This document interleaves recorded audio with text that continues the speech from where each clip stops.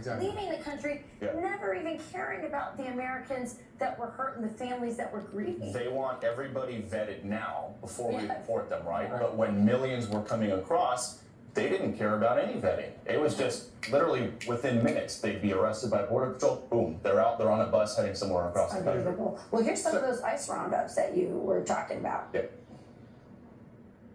So you guys just snagged a previously deported convicted child rapist living 100 yards from a child's playground.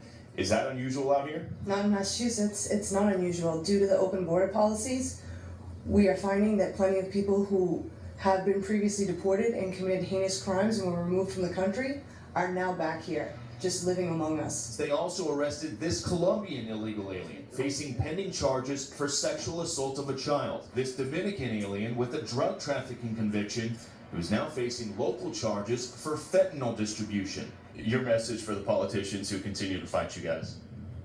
We're not going away. It might take us longer, it might be harder, but we're not going away. We're here. We know what the American people voted for. We understand that we work for the American people, and we're going to be here until we send everyone home. Yeah, so that was on Thursday. Had the chance to embed with ICE's elite team in Boston. They're by far their best team in the country. They have to deal with these sanctuary jurisdictions all the time. Are But they from somewhere else, or that's they're based in Boston. They do everything in Massachusetts, New Hampshire, Rhode Island.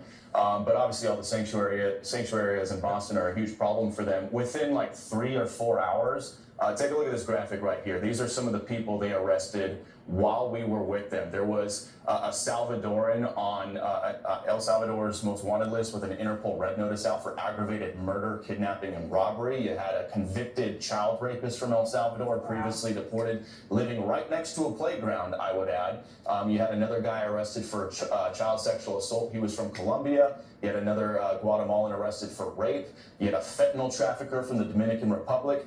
That's just your flavor of a couple hours in the greater Boston area. And we were with one of 19 ICE teams deployed across the state of Massachusetts. And Massachusetts is kind of like the perfect storm of issues because when people get arrested for these heinous crimes out there, they have such low bails. I mean, you can get like $500 for fentanyl trafficking, a couple thousand for aggravated child rape. So they just release them, and then they don't comply with ICE detainers. So that's what leads to what you're seeing right here is all these guys are out on the street, and ICE has to go and find them because they get no luck. Did you say for child rape? It can be anywhere from like $1,000 to $5,000 sometimes, especially when you get a bondsman.